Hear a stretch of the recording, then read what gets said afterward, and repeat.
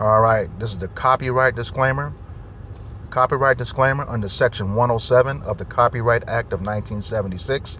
Allowance is made for fair use for purposes such as criticism, comment, news reporting, teaching, scholarship, education, and research.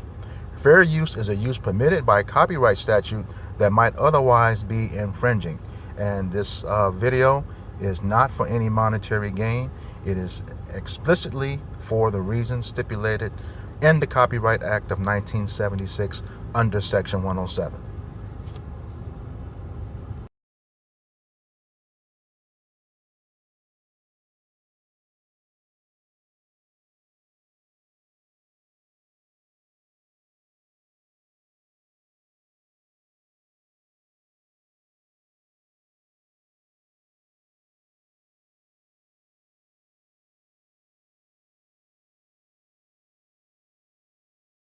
Viola Fletcher, the oldest living survivor of the 1921 Tulsa Race Massacre, has died.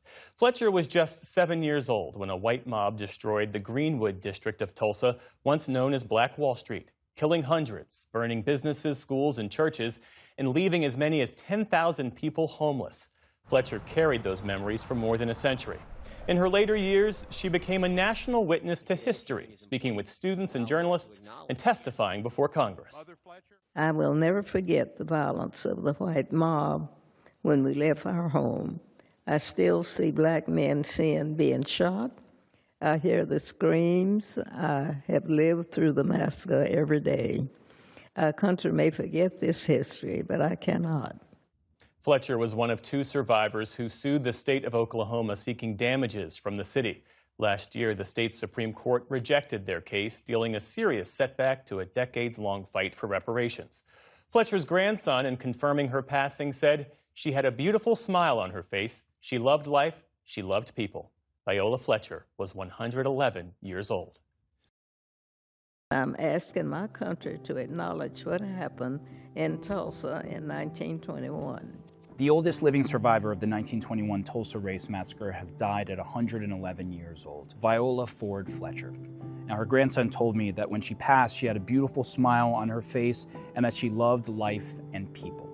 The Tulsa Race Massacre was when a white mob destroyed Tulsa's Greenwood neighborhood, a thriving black-owned business district at the time. Thousands of black residents were arrested, robbed, beaten, and killed. I actually sat with Fletcher a few times over the years as she and other living survivors pursued a lawsuit against the city of Tulsa and other related departments, alleging they were complicit in the 1921 massacre and that its effects were still being felt today. I think we should get justice to be fair. I think the court should feel the same way. In June of 2024, the Oklahoma Supreme Court dismissed that lawsuit, which argued the remaining survivors should be compensated by the city for damages. This is history, though, that is quickly disappearing, but now lives on in her memory. Here's some of what she told me over the years about what she remembers from that day in 1921.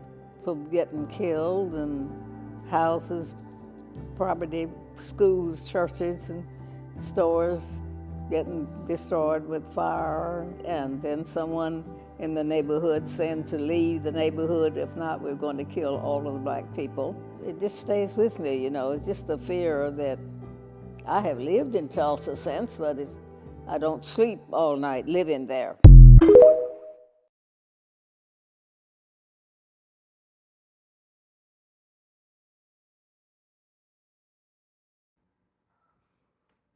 This is the book of Obadiah, chapter 1, verse 10, and it reads, For thy violence against thy brother Jacob, shame shall cover thee, and thou shalt be cut off forever. Giving all praises, glory, and honor to Yahweh, Bahashem, Yahushai, Bahashem, Rahakakwadash. Double honors to the apostles and elders of Great Millstone who rule well, and teaching me this 100% truth. Salutations to them and my fellow Akim who labor in this truth, week in and week out on the highways and byways. Also, salutations to the hopeful elect of the scattered 12 tribes of Israel, scattered to the four corners of the earth, that be like unto the speckled bird, also known as your Israelite foreigners, and your so-called Negroes, Latinos, and Native Americans. To you, I say Shalom. This is your brother Ayashar Barazal, a prophet of doom from the Indianapolis branch of the Great Millstone, coming back at you with another lesson that is edifying to the elect body of the nation of Israel. All right, this scripture It's going into the violence that Esau, Edom, the so-called white man who is the wicked, according to Malachi 1 and 4. Um, and it's talking about his violence against his brother Jacob, whose name was changed to Israel, okay, or Yasharallah in the Paleo Hebrew, meaning he, Prince Power, okay? He's a prince of the power, all right? And what I'm going to be covering is an article. It's really a follow-up. We did For Thy Violence Against Thy Brother Jacob on the Black Wall Street or the Tulsa Massacre, Tulsa, Oklahoma Massacre, video number 68, which I will put a link to in a description box so you can go back and watch it. And this is a follow-up to that because of the death of the last survivor, whose name is Viola Ford Fletcher. Okay, and I got this article from Newsbreak. All right, and it says Tulsa, from Tulsa, one of the 1921 Tulsa race massacre's last survivors, Viola Ford Fletcher, dies at age 111, and that's her right there. But first, before I go into this article, I'm going to get into the history of these court battles that they went through. All right. And, oh, I think it disappeared. Hold on for a second. Let me catch this. There we go.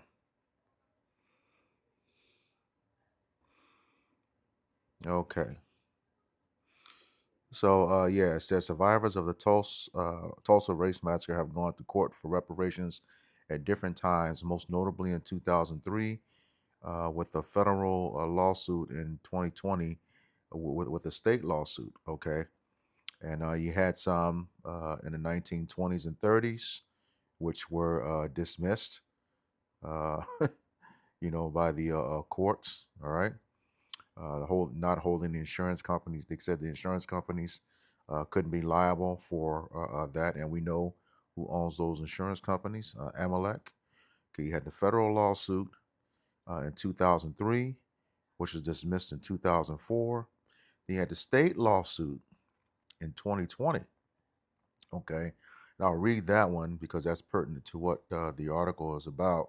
It says the last three known survivors, Viola Fletcher, Leslie Benningfield Randall, and Hughes Van Ellis, along with descendants, filed a new lawsuit on September 1st, 2020 in state court. All right. This case was filed under Oklahoma's public nuisance law, arguing that the ongoing harm and racial disparities stemming from the massacre continue to affect the city. Says the lawsuit was ultimately dismissed by the Oklahoma Supreme Court in June 2024, which ruled that the survivors' grievances did not fall within the scope of the state's public nuisance statute, which is some bullshit. But here's the key right here. This is 2024. All right. So let's see what happened before that and why this was dismissed. All right. This was let's see, I had the article in WhatsApp. Let's see here. Pull that back up.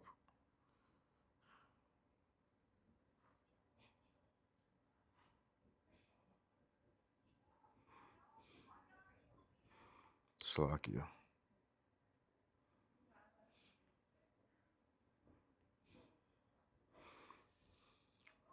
All right.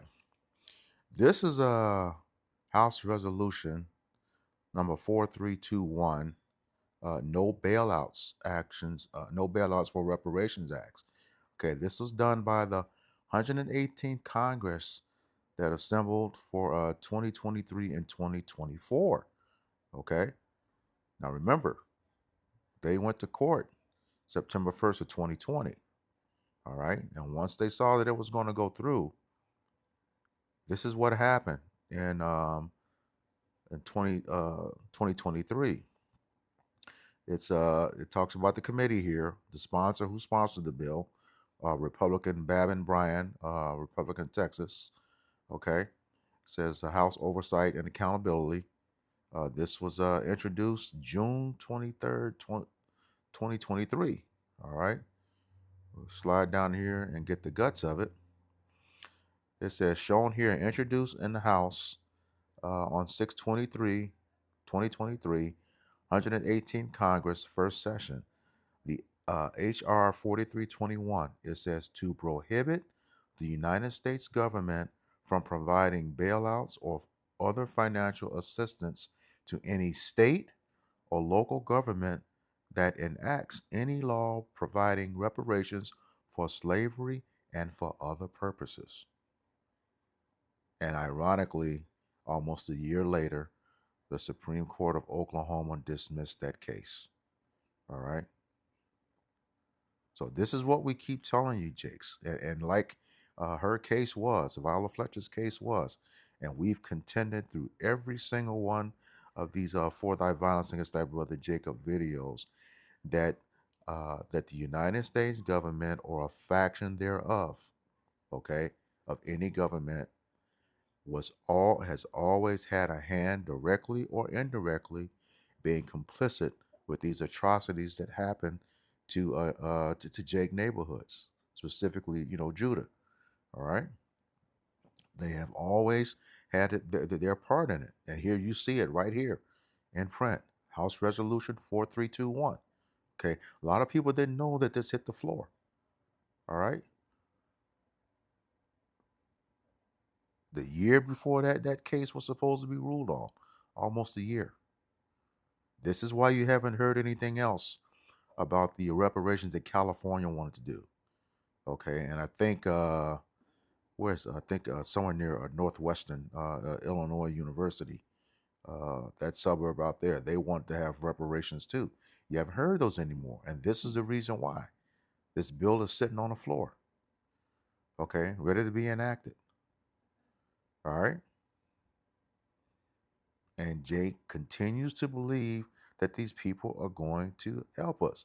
No, Esau Edom is not going to help the Israelites. They hate us. It's a perpetual hatred, according to Amos 1:11. All right, let me grab that.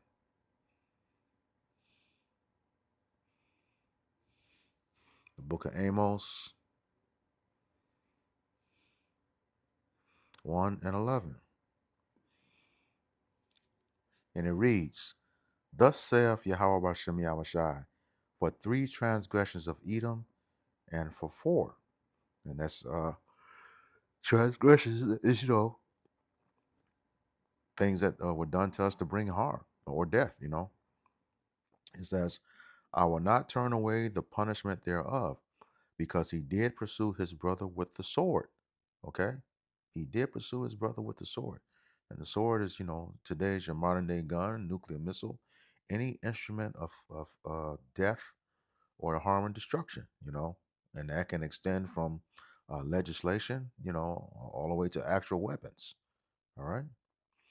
He says, because he did pursue his brother with the sword and did cast off all pity, had no mercy for us. Okay, and still doesn't to this day. I mean, I'm gonna put a link to that article in the description box, and you can just see, Esau is in there, just gaslighting Jake. You know, first the argument was, there were no, you have to have survivors to give reparations to. They didn't do that for other nations. Okay,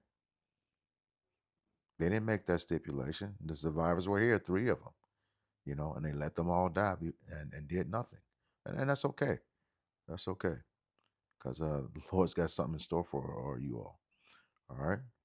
It says, and did cast off all pity, having no mercy, and his anger did tear perpetually. That's continually, nonstop, and he kept his wrath forever. All right, and that wrath goes all the way back to that birthright, that Esau sold for some pretty much some bloody meat in the stew. All right. So yeah, this guy has had no mercy for us. All right, and will not. And it's to a point now, the elect don't expect it. You know, we're hastening the day when the Lord gives us that those spiritual powers to do what we're supposed to do on His behalf. All right, on that's when I say His behalf, that's the behalf of Yahweh Bashem Yahushai. All right, He said by the hand of His people. You know, He's going to do some things to Edom. All right. So with that said, let me get to the article. Yeah, and I'll put a link to that bill in the description box too. HR Bill 4321. Jake really needs to look at that, all right, and understand why we're not going to get reparations. All right, so back to the article. It says one of the 1921 Tulsa race massacre's last survivors, Viola Fletcher, dies at age 11. All right, it says Viola Ford Fletcher, who is one of the last survivors of the 1921 Tulsa race massacre in Oklahoma, spent her later years seeking justice for the deadly attack by a white mob on a thriving black community where she lived as a child, has died. She was 111 years old. All right, and this Tulsa race massacre is also known as Black Wall Street. You know, for those who who don't know, you can look that up. 1921. All right, and it says it was a thriving community. You know, we didn't need Esau for a lot of stuff in those early in the 1920s. You know, after during the period of Reconstruction. You know, and I always go back to the movie Harlem Nights with Eddie Murphy. You know, that star-studded cast. That was the same setting, the exact same setting in the early 1920s. And you had that guy, what was his name, who owned the Pity Pat Club? Shit, I forget. But anyway, he had Officer Calhoun to give Sugar Ray, who was played by Richard Pryor, a visit. You know, bottom line is they were upset that he was making a whole lot money than they were. You know, now mind you, uh, the Pity Pat Club and Sugar Ray's Club were on opposite ends of the town. Okay, and none of the same clientele, but they were mad because he was making more money. All right, and they don't like that. They don't like that to this day. Esau doesn't. That's why they try to destroy everything you have. So what did they do? The same pattern we've seen with every For Thy Violence Against Thy Brother Jacob video. They make up some excuse, typically where a Jake or a so-called black man assaulted a so-called white woman, and that was enough for them to justify not only destroying that man, but destroying the whole town that he came from. All right, that's just what they did. All right, and still do. Um, Continuing on with the article, it says her grandson Ike Howard said Monday that she died surrounded by family at a Tulsa hospital. Sustained by a strong faith, she raised three children, worked as a welder in a shipyard during World War II, and spent decades caring for families as a housekeeper. Tulsa was mourning her loss, said Mayor Monroe Nichols, the first black leader of Oklahoma's second largest city. Mother Fletcher endured more than anyone should, yet she spent her life lighting a path forward with purpose. She was 7 years old when the 2 day attack began on Tulsa's Greenwood district on May 31st, 1921, after a local newspaper published a sensationalized report about a black man accused of assaulting a white woman. Same old shit. Yeah, Esau runs the same playbook. It says, as a white mob grew outside the courthouse, black Tulsans with guns who hoped to prevent the man's lynching began showing up. White residents responded with overwhelming force. Hundreds of people were killed and homes were burned and looted, leaving over 30 city blocks decimated in the prosperous community known as Black Wall Street. And like I said, we did a video on this a while back, video number 68. I'll put a link to that video in the description box of this one, okay? It says, I could never forget the charred remains of our once thriving community, the smoke billowing in the air, and the terror stricken faces of my neighbors, she wrote in her 2023 memoir, Don't Let Them Bury My Story. As her family left in a horse drawn buggy, her eyes burned from the smoke and ash, she wrote. She described seeing piles of bodies in the streets and watching as a white man shot a black man in the head, then fired toward her family. All right.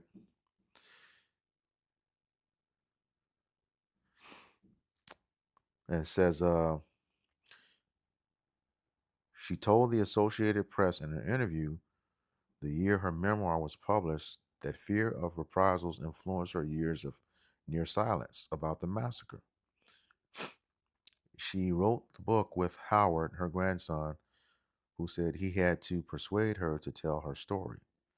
We don't want history to repeat itself, so we do need to educate people about what happened and try to get people to understand why you need to be made whole, why you need to be repaired. Howard told the AP in 2024.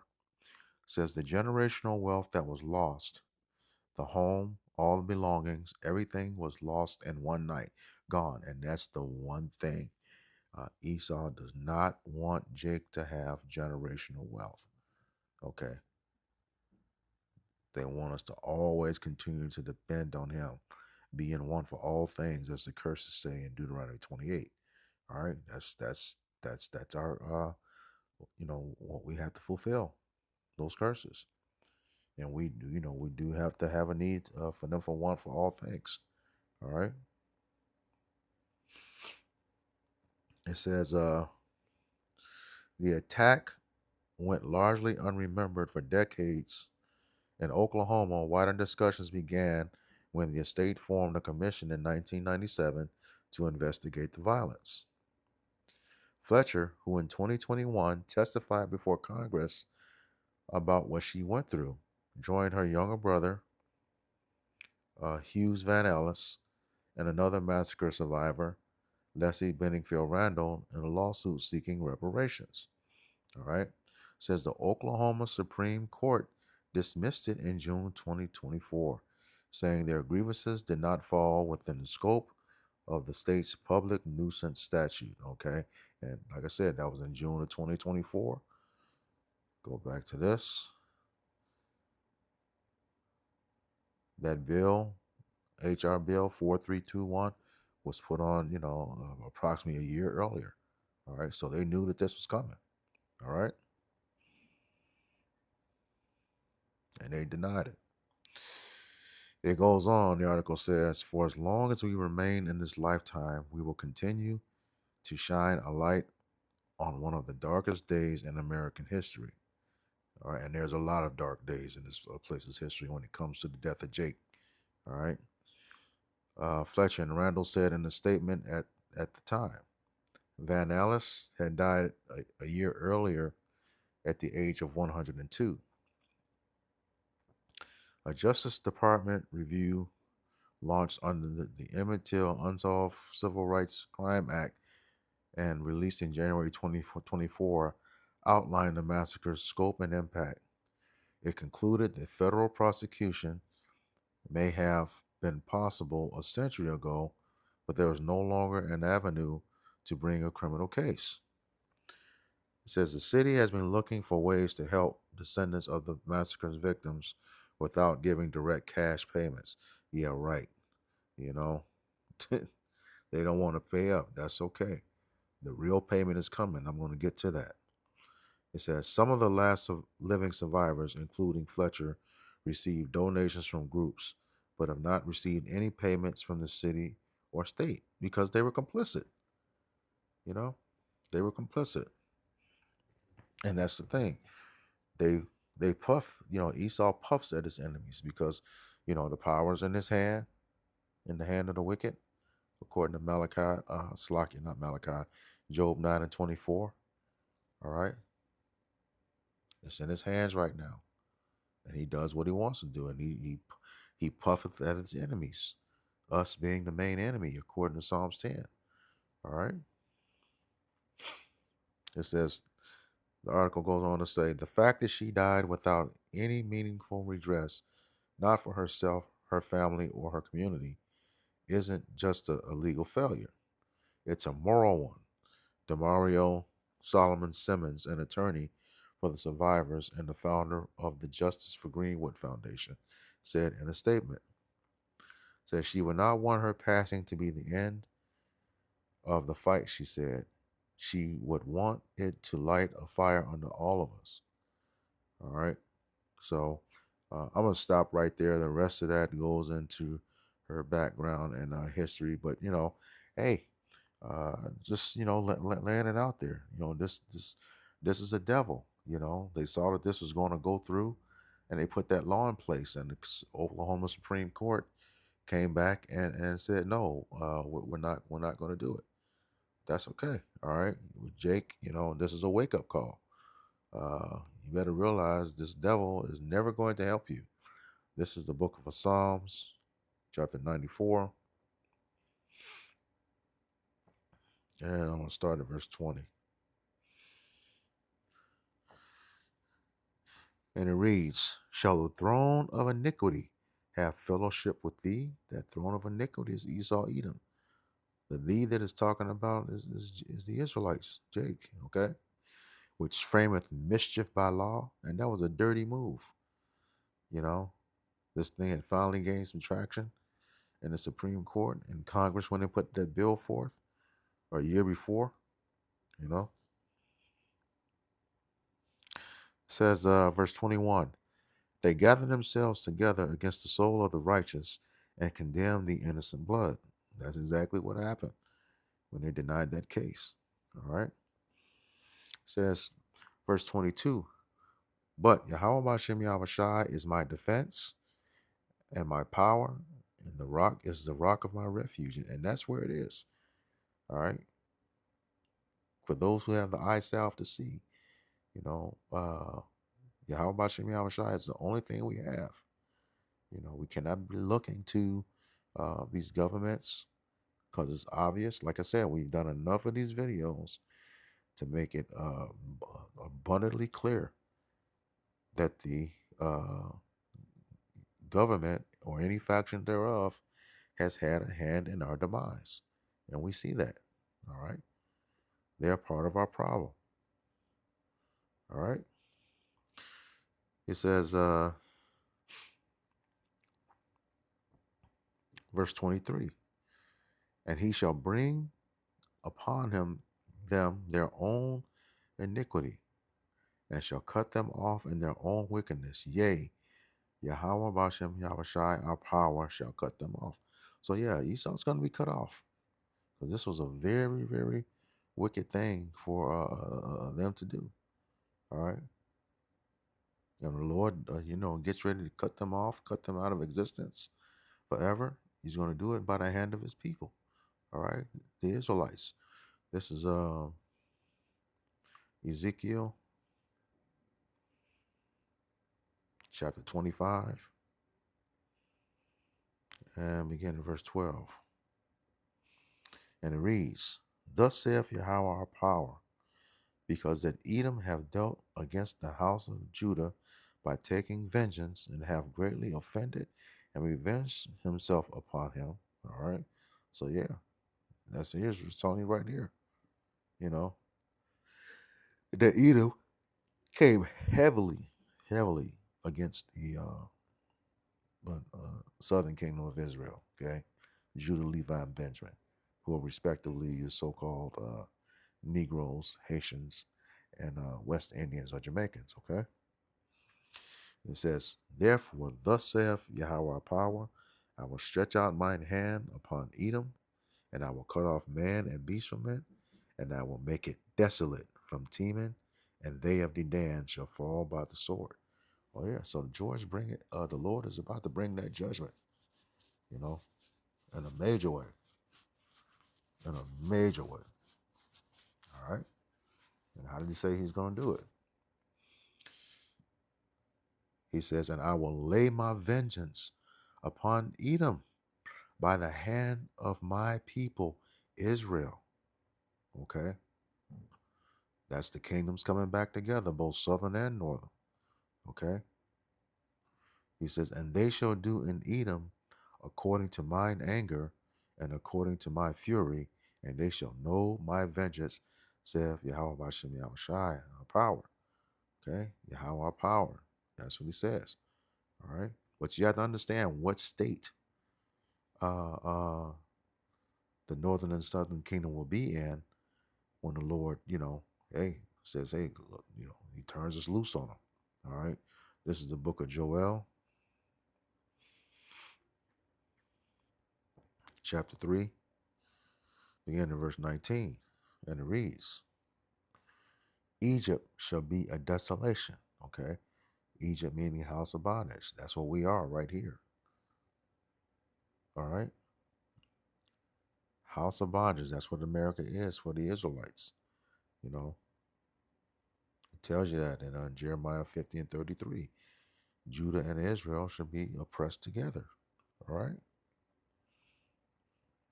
says, going back, it says, Egypt shall be a desolation and Edom be a desolate wilderness for the violence against the children of Judah.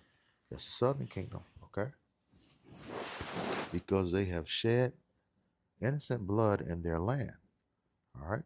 Then it goes on to say, but Judah shall dwell forever and Jerusalem from generation to generation.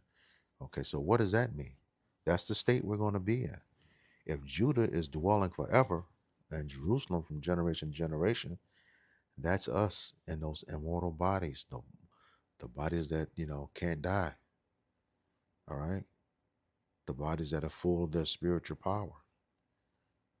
All right. That's the state we're going to be in after we come down from those chariots. Okay. New Jerusalem. This new city coming down. Yeah, we come to bring judgment. All right. And Esau Edom is going to be one of the main ones being judged. All right. So back in 20, it says, but Judah shall dwell forever and Jerusalem from generation to generation. Once again, that's us in our, glorified bodies. Okay. The laws on our inward parts. Okay. Will never go off again. All right. It says,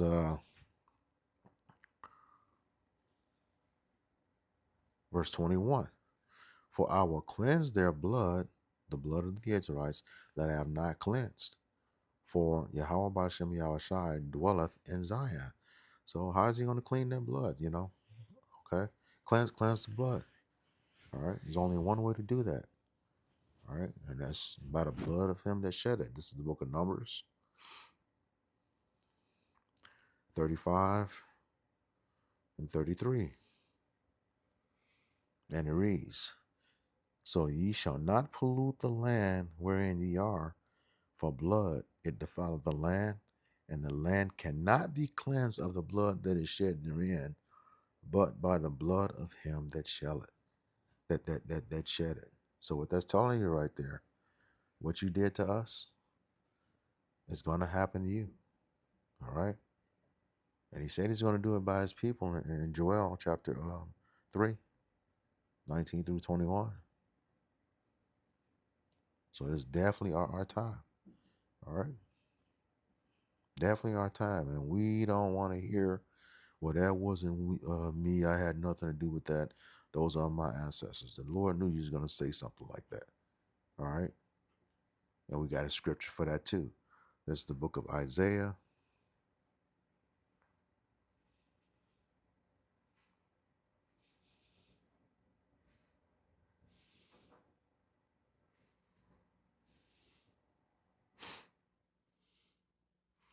Book of Isaiah, chapter 14, verse 22. Starting verse 21. It says, prepare slaughter for his children, for the iniquity of their fathers. Okay. Prepare slaughter for his children, for the iniquity of their fathers.